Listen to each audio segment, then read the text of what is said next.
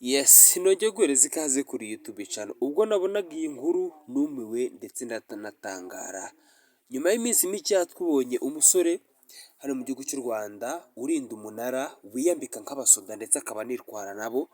Hagaragaye umukobwa wavuze ngo ngiye ngomba kujya nkora irondo by'umwihariko, ikindi kandi nkambara nk'abajenerali, ingofero ndetse agakoresha n'udupeta ku ruhande, igikweto cya gisirikare, ku buryo ubona ko ari ibintu bimeze neza nyine akazi arimo ari umwuga. Ibi ngibi ni ibintu byatangaje abantu benshi, by'umwihariko ubwo uyu mukobwa yagaragaraga mu binyamakuru byinshi bigiye bitandukanye akubita amasari yitwara nk'umusirikare rwose, avuga ko byanze bikunze agomba kujya arara irondo, ikindi kandi akanaba n'umwe mu bakomeye kandi bazanagira inshingano zikomeye ngo mu kurinda umutekano w'igihugu.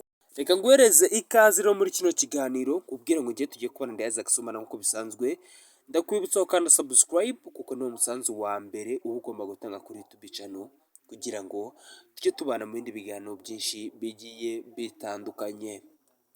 Amazina uyu mukobwa, mbere ko tugera ku mazina reka nkubwire imyaka afite. Ni umukobwa w'imyaka 24 witwa Imanishimwe Claire, akaba avuka mu karere ka Gakenke.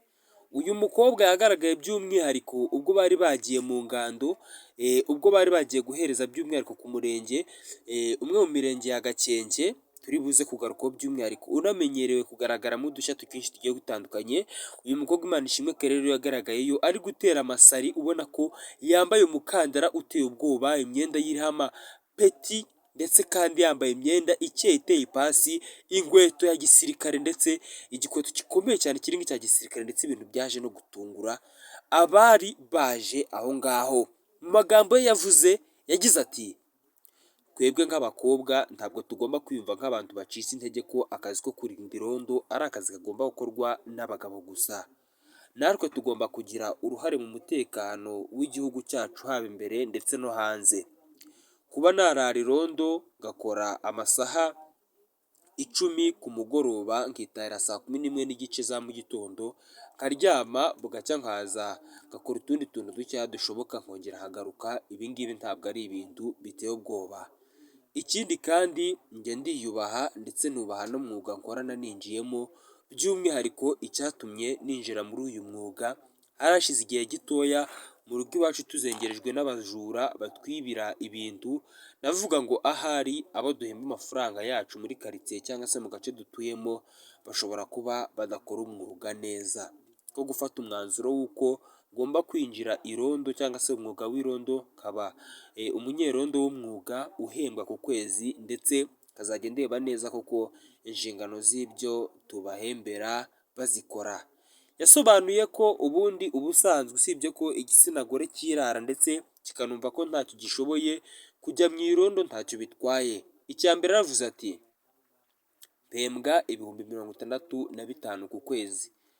Ikindi kandi njye nk'umukobwa hari ahantu henshi ngenda ngira n'aho ngenda ntumirwa, kubera ko abantu benshi babumva ko ibintu nkora bidasanzwe, ndetse ugasanga banamfata nk'udasanzwe mu mwuga ninjiyemo. Uko biri kose ntabwo ndi umusirikare wa nyawe, ariko n'ibyo nkora binyemerera kwitwa umusirikare. Ikindi kandi ntewe ishema n'igihugu cyanjye, ndetse tuzakirwanirira tukirinde. Ikindi kandi ntabwo duhari kugira ngo tube duhari turi ibikoresho by'abagabo gusa, ahubwo natwe tugomba gukura amaboko mu mufuka tugakora, kugira ngo n'abandi bantu benshi bagende batwigiraho byinshi bigiye bitandukanye, ndetse n'abo bagabo bumva ko aribo bashoboye cyangwa se abagore bafata nk'aho bashoboye, nabo babone ko hari icyo dushoboye mu mirimo bakora. Ikindi kintu cyatangaje abantu benshi ni uburyo uyu mukobwa Imanishimwe Claire y'imyaka 24 yarangije amashuri nyine akavuga ko kubona akazi byamugoye. Ikindi kandi yanabonaga amanota meza, ariko akavuga ngo kuko muri kino gihugu abantu bari gushaka akazi ari benshi, reka ndebe uburyo nashaka umwuga ninjiramo byibuze wazajya umfasha kuba nazajya mfasha umubyeyi wanjye gukemura bimwe mu bibazo aba afite, by'umwihariko nk'ibijyanye n'ibyo kurya mu mirima, guhingisha ndetse n'ibindi byinshi. Mbona ikintu gihari cyonyine nshobora gukora ari ukuba nakinjirira umwuga w'irondo ndetse nkabasha kuba nakinjira nyine mu irondo, ngakora irondo nk'abandi bose ndetse nanjye nkabasha kubona amafaranga. Uyu mukobwa rero Imana ishimwe Kelele w'imyaka 24 yarangije segonderi yisumbuye, amashuri yisumbuye ubwo nyine ni segonderi icyo twita nayini, 2023. Icyo gihe ubwo yari afite imyaka 22 nibwo yarangije segonderi, ariko abona ibijyanye ngo no kubona akazi bishobora kuzamugora cyane, yifatira umwanzuro wo kuvuga ngo irondo narijyamo, ikindi kandi karikora neza kandi n'amafaranga avuyemo nkabasha kuyabyaza umusaruro. Yaravuze ati kandi ubu ngubu mu gihe cyashize ndangiza kwiga naguze ihene ebyiri zose baraziba, ngura ingurube nayo barayiba, ariko mbona ko ikibazo kitari muri twebwe tuba turyamye, ahubwo kiri mu bo twishyura amafaranga yacu kugira ngo baturindire umutekano. Niko gufata inshingano zo kuba nakinjirira nanjye irondo nkaba narikora kugira ngo ndebe ko